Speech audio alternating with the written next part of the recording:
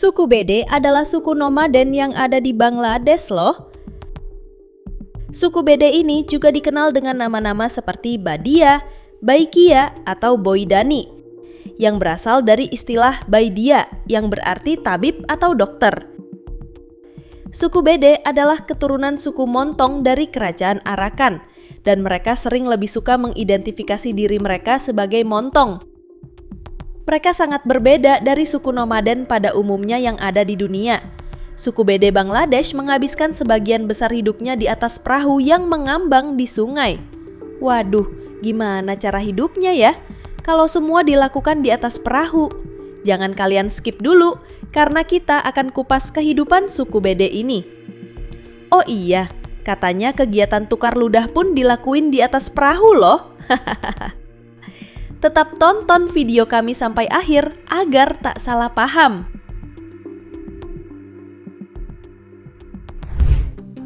Suku ini menjadi sebuah bukti nyata bahwa tak semua manusia memilih daratan sebagai tempat mengarungi kehidupan. Suku ini telah ada selama ratusan tahun yang lalu. Mereka menghabiskan sebagian besar hidupnya dan berpindah-pindah dari sungai ke sungai lainnya. Oleh karena itu, mereka dikenal dengan sebutan Gypsy Air atau Gypsy Sungai. Kehidupan suku Bede mirip dengan para Gypsy di Eropa. Mereka berpergian dalam kelompok serta tidak pernah tinggal di satu tempat dalam waktu yang lama. Selama ratusan tahun, mereka menjelajah ratusan sungai dengan menjadikan perahu sebagai rumah sekaligus kendaraan mereka. Sebagai suku pengembara, mereka menjadikan perahu kayu kecil sebagai tempat hidup. Perahu ini dibuat sedemikian rupa dengan dilengkapi penutup seperti pondok. Penutup sederhana inilah yang melindungi diri mereka dari panas dan hujan. Di atas perahu kecil ini pula mereka melakukan banyak kegiatan sehari-hari, seperti memasak, makan, tidur, bersantai, sampai kegiatan gituan juga di sini loh. Kalian bisa bayangin nggak tuh, goyang-goyang di atas perahu? Hihihihi. Di balik ironi ini, mereka memanfaatkan air sungai untuk berbagai keperluan mendasar mereka. Mulai dari mandi, mencuci, hingga kebutuhan untuk memasak. Air sungai adalah sumber utama mereka untuk memenuhi kebutuhan air minum. Tapi sayangnya di air sungai ini pula mereka membuang sampah dan kotoran. Di dalam perahu mereka membawa beberapa lembaran plastik, batang bambu, tikar, peralatan masak, dan beberapa pakaian untuk dipakai yang semua itu menjadi aset penting bagi mereka.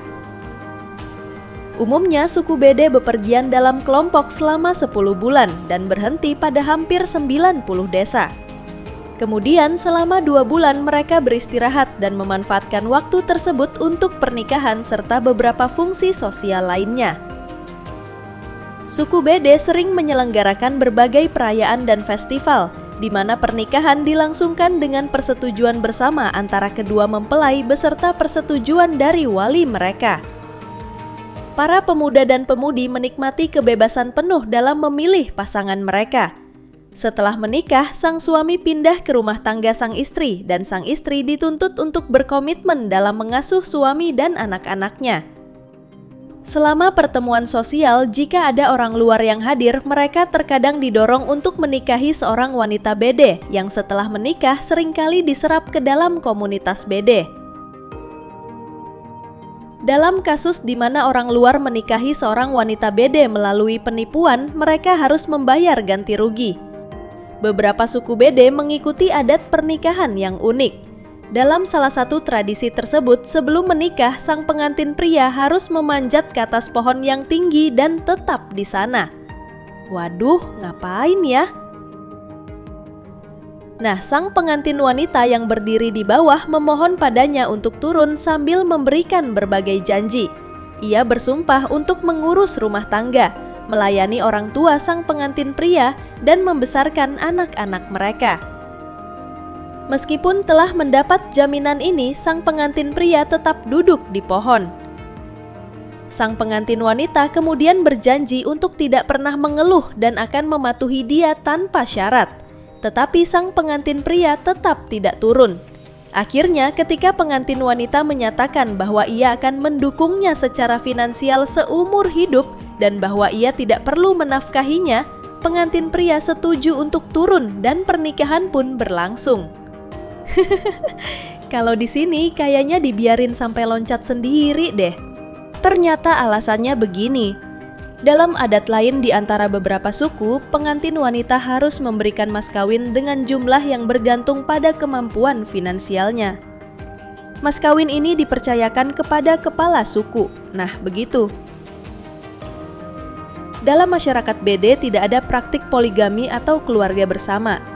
Para janda bebas menikah lagi tanpa hambatan sosial apapun. Meskipun suku BD mengidentifikasi diri sebagai Muslim, para wanita tidak mempraktikkan perda berjilbab. Wanita BD sangat mandiri, dan jika terjadi perceraian, harta benda dan bahkan hak asuh anak biasanya dibagi, dengan istri menerima bagian yang lebih besar. Sebagian besar dari mereka beragama Islam, tetapi juga mempraktikkan agama Hindu, Samanisme, dan animisme selain Islam. Mereka masih berkerabat dengan kelompok nomaden Asia Selatan lainnya seperti suku Dom dan suku Buno. Terdapat sekitar 1 juta orang BD di Bangladesh dan mereka menjadi kelompok yang terpinggirkan. Sekitar 98% suku BD hidup di bawah garis kemiskinan dan sekitar 90% anak-anak suku BD tidak pernah mendapat kesempatan untuk mengunjungi sekolah karena mereka menjalani cara hidup mengembara. Karena buta huruf, orang-orang dewasa dari suku ini juga kesulitan dalam memilih pekerjaan lain kecuali pekerjaan turun-temurun dan tradisional. Masyarakat BD adalah etnis minoritas, namun sayangnya mereka tidak diakui secara resmi. Bahkan tak jarang komunitas ini juga dianggap sebagai gelandangan. Akibatnya mereka kehilangan semua jenis kebutuhan dasar hidup. Maka dari itu, ini alasan masyarakat suku BD hidup di bawah garis kemiskinan.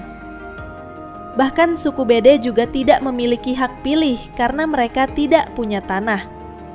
Dan dengan alasan yang sama, suku BD juga tidak dapat mengajukan pinjaman bank atau kredit mikro. Ya iya sih, mana ada bank di atas air, ya kan? Pada tahun 2008, hak suara mereka diakui pemerintah yang dengan demikian mereka dapat menyalurkan hak pilihnya. Meskipun mereka tidak memiliki aksara, mereka mempraktekkan bahasa adat istiadat, yakni tetap menggunakan bahasa tat atau tar, yang dimana ini bahasa khas BD. Mereka menggunakan bahasa ini saat bercakap-cakap di antara mereka sendiri. Tetapi berbicara bahasa Bengali saat berinteraksi dengan penutur bahasa Bengali. Sebagian besar suku BD adalah perempuan dan mereka yang menanggung beban mencari nafkah untuk keluarganya. Sementara pria hanya tinggal di dalam rumah dan hidup dari penghasilan pasangannya. Wah, enak bener ya jadi pria di sana. Oh ya, mayoritas suku BD hidup dari usaha yang terkait dengan ular, seperti menangkap ular, pertunjukan ular, melatih monyet, dan bermain seruling. Karena hidup suku BD sering di air, jadi mereka ke daratan hanya untuk melakukan pekerjaan-pekerjaan ini. Setelah itu mereka akan kembali ke perahu lagi. Suku BD juga menjual obat-obatan herbal yang mereka klaim memiliki daya magis. Banyak penduduk desa yang percaya bahwa suku BD memiliki kekuatan magis. Mereka mengetahui tentang cara-cara kuno untuk mengusir roh jahat serta pengobatan tradisional. Dulunya, para dokter tradisional dan penyembuh spiritual ini sangat dihormati dalam budaya Bangladesh. Dengan kondisi serba sulit ini, keberadaan suku BD pun kini semakin terancam. Untuk itu, seorang pengamat dan pemerhati suku Gipsi Sungai di Bangladesh meminta pemerintah melindungi mereka. Pemerintah harus membantu suku BD untuk mempertahankan budaya mereka dengan memastikan keamanan bagi mereka, pendidikan untuk anak-anak mereka, dan memfasilitasi perdagangan mereka. Sebagian besar BD sangat fanatik dengan keahlian mereka yang telah berusia seabad, dan orang-orang tidak ingin meninggalkan gaya hidup mereka yang ketinggalan zaman karena mereka percaya bahwa mereka dilahirkan untuk menjadi pengembara sungai. Unik ya? Nah, gimana nih? Kalian ingin hidup di perahu seperti suku Bede? Oh iya, yang kami sampaikan ini bukan bermaksud untuk menjelekan atau mendiskriminasi suatu adat dan budaya negara lain ya. Ini hanya sebuah informasi guna untuk menambah wawasan kalian. Karena sangat banyak sekali hal menarik di muka bumi ini yang harus kalian tahu. So, terima kasih sudah menonton sampai akhir. Kita ketemu lagi di video selanjutnya dengan tema yang lebih unik tentunya. See you!